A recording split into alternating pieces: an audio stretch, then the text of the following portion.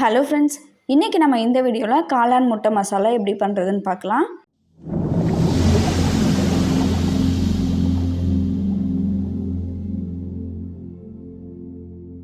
இது பண்ணுறதுக்கு ஒரு ஃப்ரை பேனில் 2 டீஸ்பூன் எண்ணெய் ஊற்றிக்கோங்க. எண்ணெய் சூடான பிறகு அதில் அரை டேபிள் ஸ்பூன் இஞ்சி பூண்டு விழுது சேர்த்து இதை ஒரு 2 நிமிஷம் நல்லா வதக்கிக்கலாம். இஞ்சி பூண்டோட பச்சை வாசனை போன பிறகு இதில் ஒரு பெரிய வெங்காயத்தை இந்த மாதிரி கட் பண்ணி சேர்த்துக்கோங்க. இது கூட ஒரு கொத்து கருவேப்பிலையிலையும் பாதி அளவுக்கு கேப்சிகமாக பொடியாக நறுக்கி எடுத்துருக்கேன், இதையும் சேர்த்துக்கலாம். இப்போது இது எல்லாத்தையும் ஹை ஃப்ளேமில் வச்சுட்டு ஒரு 2 நிமிஷம் நல்லா வதக்கி விடுங்க. இது கூட நம்ம ஒரு தக்காளியை இந்த மாதிரி கட் பண்ணி சேர்த்துடலாம். இந்த ஃப்ரை பேன் பார்த்திங்கன்னா அகாரோவில் granite nonstick coating fry pan. இது ரொம்பவே குட்டி சைஸ் தான். இதோட சைஸ் 20 சென்டிமீட்டர். இதோட கெப்பாசிட்டி 1.1 லிட்டர். இது நம்ம ஆம்லேட் போடுறதுக்கு கொஞ்சமாக ஏதாவது பொரியல் செய்யணுன்னா ரொம்பவே யூஸ்ஃபுல்லாக இருக்குது. இந்த ஃப்ரை பேனோட லிங்க் நான் டிஸ்கிரிப்ஷனில் கொடுத்துருக்கேன், வேணும்னா செக் பண்ணிக்கோங்க.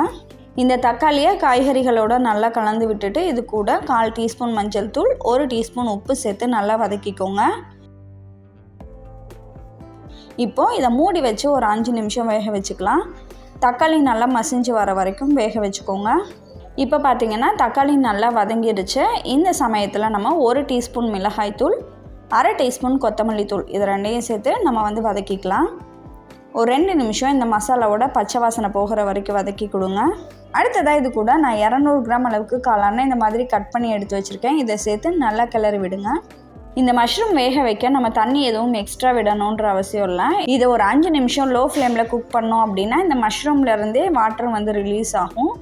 ஸோ அது நல்லா வற்றி வர வரைக்கும் நம்ம குக் பண்ணிக்கலாம். இந்த மாதிரி தண்ணி நல்லா வற்றி வந்த பிறகு அதில் 2 முட்டையை சேர்த்துக்கலாம். இது கூட அரை டீஸ்பூன் அளவுக்கு மிளகுத்தூளையும் சேர்த்து நம்ம இதை லைட்டாக கலந்து விடலாம். ரொம்ப வேகமாக கலந்துடாதீங்க. ரொம்ப வேகமாக கலந்தோம் அப்படின்னா இந்த முட்டையெல்லாம் சின்ன சின்ன பீசஸாக மாறிடும். கொஞ்சம் பொறுமையாக லைட்டாக இந்த முட்டை லைட்டாக குக்காக பொறுமையாக கலந்து விட்டோம் அப்படின்னா இந்த முட்டையோட பீசஸ்லாம் நமக்கு கொஞ்சம் பெருசாக கிடைக்கும்.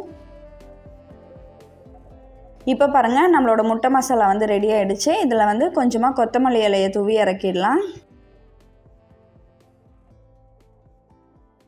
இந்த முட்டை மசாலா சாப்பிட்றதுக்கு ரொம்பவே காரசாரமாக சூப்பராக இருக்கும். நீங்களும் உங்கள் வீட்டில் ட்ரை பண்ணி பார்த்துட்டு உங்களோட ஃபீட்பேக்கை கமெண்ட்டில் சொல்லுங்கள். நன்றி.